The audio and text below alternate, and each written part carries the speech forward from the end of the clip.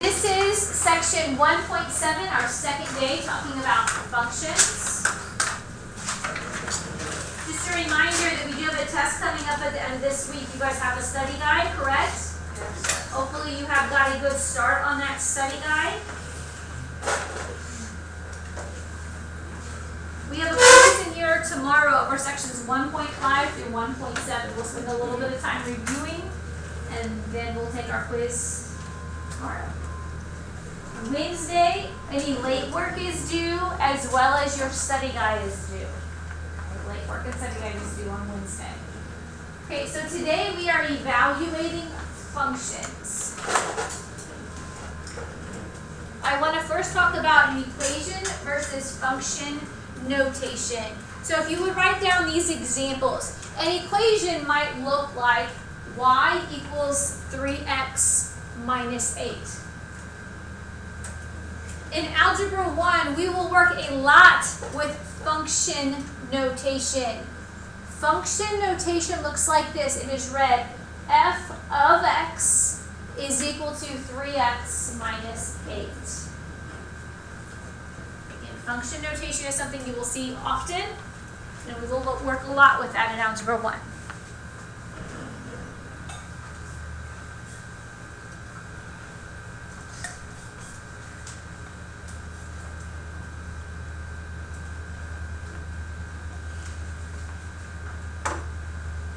So again, this right here is read f of x. F of x.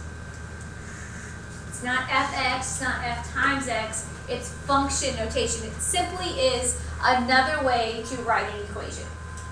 Okay? So today we are going to talk about functions.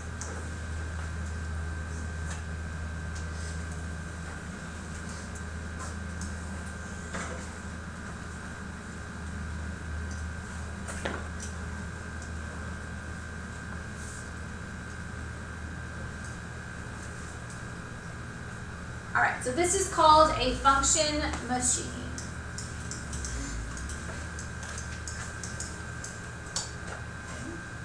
This function, I'm going to call it f of x. So what happens in a function is that you're going to put something into there. Right here. I'm going to put some number. I'm going to say 3 or 5. I'm going to put something into this function. Right? It's going to do some work. I'm going to calculate the value, and it's going to spit out some answer, say like 7. This is what a function does. You put a number in, you calculate, it does some work, and then it spits out a number. Our goal is to figure out what that number is. Okay. So let me show you how this is going to work. If we have something like this, please write this function down. F of x equals negative 4x plus 7. F of x equals negative 4x plus 7.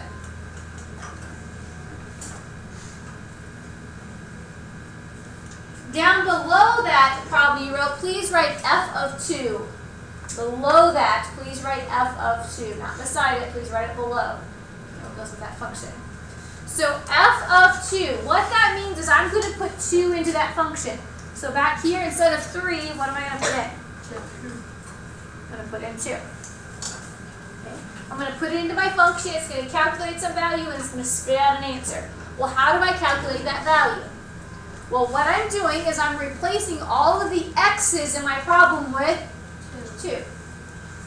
So negative 4, parentheses 2, plus 7. When you substitute in, I would highly recommend you substitute in inside of parentheses. Okay? So now we're just going to use the order of operations to figure out my answer. Order of operations would, of course, tell me to multiply first. So I have negative 8 plus 7. What is negative 8 plus 7? Well, negative 1.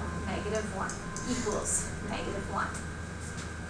Now, notice I'm not dividing by 2. I'm not doing anything to this 2, am I? The left-hand side actually doesn't change. I could bring down f of 2 if I wanted at each step. But all I am doing is calculating that right there using order of operations. That's it.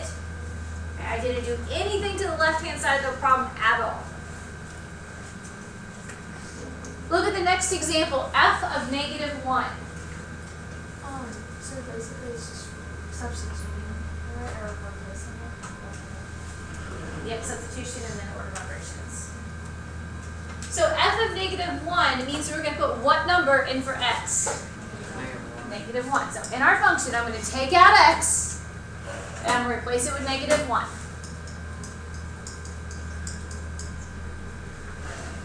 So then I'm going to use order of operations to evaluate that right there. I'm not worried about the left-hand side, I just want to figure out the right-hand side. So I have 4 plus 7, or 11. These are two separate problems. I'm not going to do anything with their answers at this point. It's just one answer is -1 and the other is 11.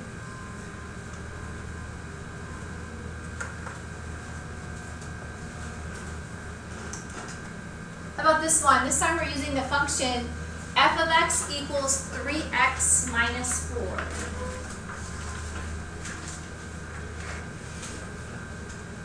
They asked us to find f of 4. So what does that mean I'm replacing x with? 4. So I'm taking out x in my problem and I'm replacing it with 4. Now we're going to use the order of operations to figure out our answer. So 3 times 4 is 12. And 12 minus 4 is 8. 8 is my answer. F of -5 means I'm doing what? Replacing x with -5. So -15 minus 4 is -19. So these problems were pretty basic. Each problem was kind of a standalone problem. These next few are going to be a little bit different. Let's use the function f of x equals 2x minus 3. Go ahead and write that down. F of x equals 2x minus 3.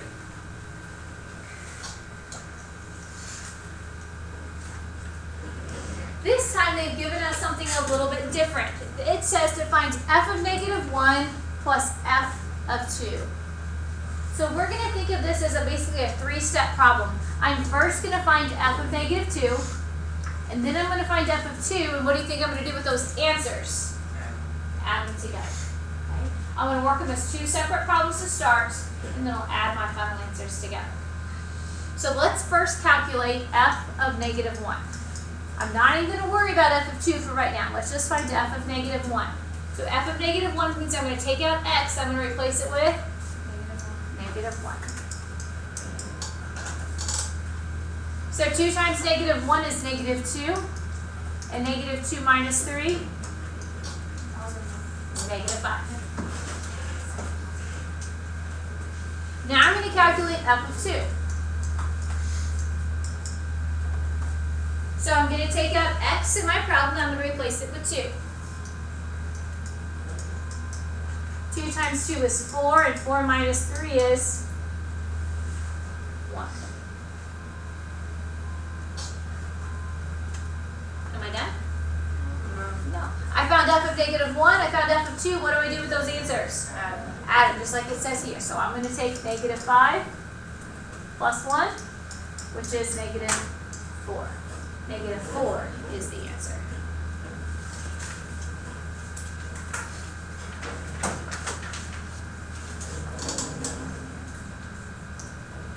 How about this one? We're going to use the function f of x equals 2x minus 3, same one we just used. This time I want to find 6 minus f of 5.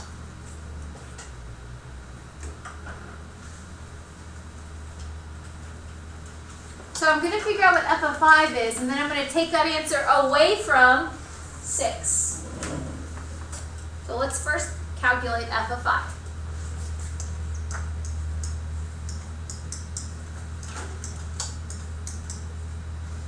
So I put 5 in for x. 2 times 5 is 10, and 10 minus 3 is 7, my answer. No, it says to find 6 minus f of 5. What was f of 5? 7. So really we want to calculate 6 minus 7 or negative 1.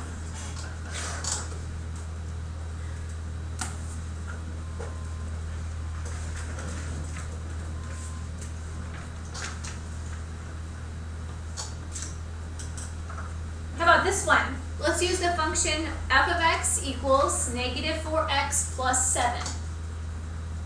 We want to find f of negative 3 plus 1. So this is a two-step problem. Let's first calculate what f of negative 3 is, and then we'll add 1. So f of negative 3, I'm going to replace x with negative 3.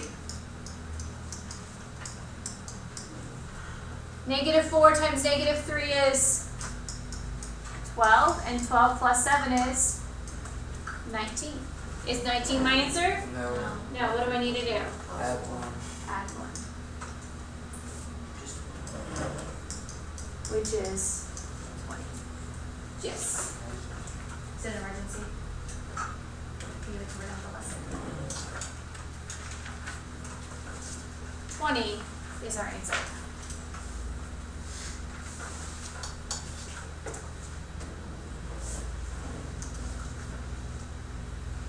How about this one? F of x equals 3x minus 4. And we want to calculate f of r minus 2. This is different yet. We haven't seen anything like this. What are we going to replace x with? 2. R minus 2. R minus 2. Whatever is in parentheses is what we're going to replace x with. In this case, we have what we call a binomial, 2 terms that we're going to replace x with. No big deal. We can handle this. So take out x, and in x's place, let's put r minus 2. Remember I told you at the very beginning to use parentheses, correct? Okay, make sure you use parentheses here for sure. Parentheses around the r minus 2. We're doing the same thing we did previously, only we had a number before. Here we have 2 terms. Can you simplify this? Yeah. Yes. If we have a number outside of parentheses, what are we going to do? Distribute. 3 times r is 3r. 3 times negative 2? Negative 6.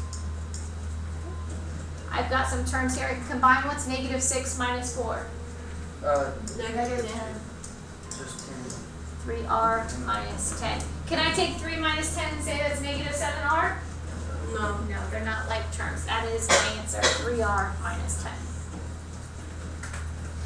So see how we're building on ideas that we've already used? Not only are we using order of operations, but we're also using the ideas of distributing and simplifying that we used previously in chapter 1. We do a lot of stuff like this in algebra 1. Look at this one with me. F of x equals negative 3x plus 1. We want to find f of negative 2m.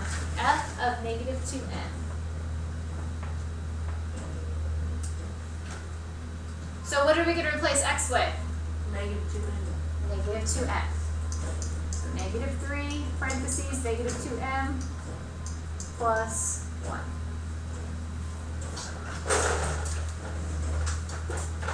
We can multiply. Go ahead and take negative 3 times negative 2m, which is Negative 6. negative times a negative, so positive 6m.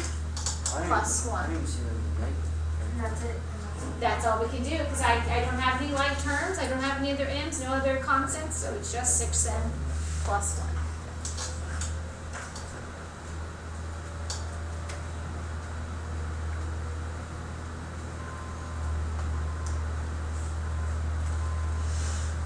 Last one, I think. Yeah, last one. Go ahead and copy this down. We're using the function f of x equals x squared plus 2x.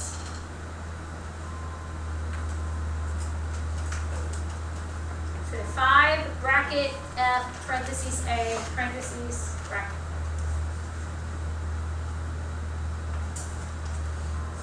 I want to first make sure we understand what this is. If I just gave you f of a, you would know what to do, right? You would replace x with what? A. The 5 on the outside, that 5, any guesses what we might do? What? multiply. Once we figure out what f of a is, we're going to multiply everything by 5.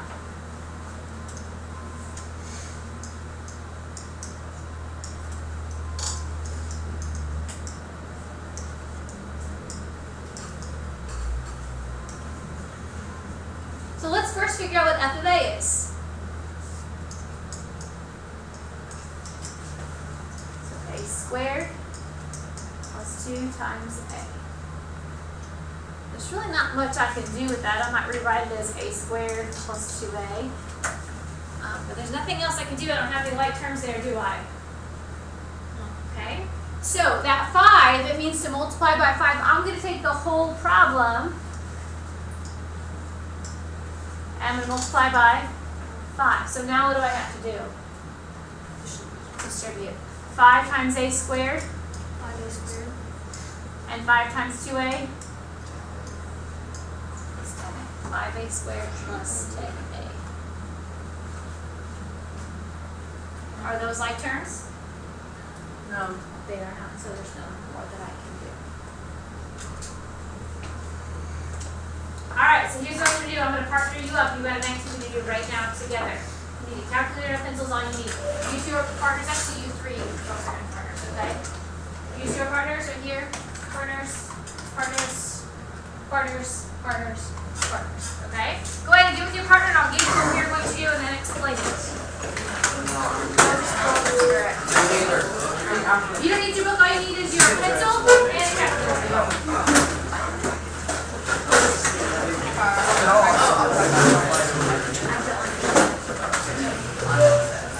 Hold on, Emma.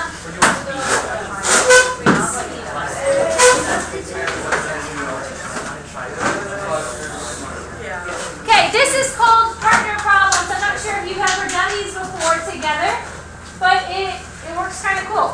So most of you are groups of 2. We have one group of 3. I'll talk about what they're going to do independently. So, what? No, here we go. Okay, so the first question, each one person, so like Bo and Josh are partners. Bo's going to work one question, Josh is going to work the other question. Their answers should be identical, exactly the same. If they're not, somebody made a mistake. On number 2, Bo's going to work one of them, Josh is going to work the other. Their answers should be identical. You don't need to work both problems in the column. One person in each group works the first column. The second person in the group works the second column. But you should have the answers all the way through. Okay? There is a backside. You're only working 10 of them. This should be pretty quick. So we each get the same answer? Yes. So you and Eli should have the same answer for number 1. You and Eli should have the same answer for number 2. Don't go back and find a mistake. You can help each other. This is in classwork. You do have a homework assignment. Okay? Yes. This is in classwork. You do have a homework assignment. So get busy. I will put your homework assignment up on the whiteboard.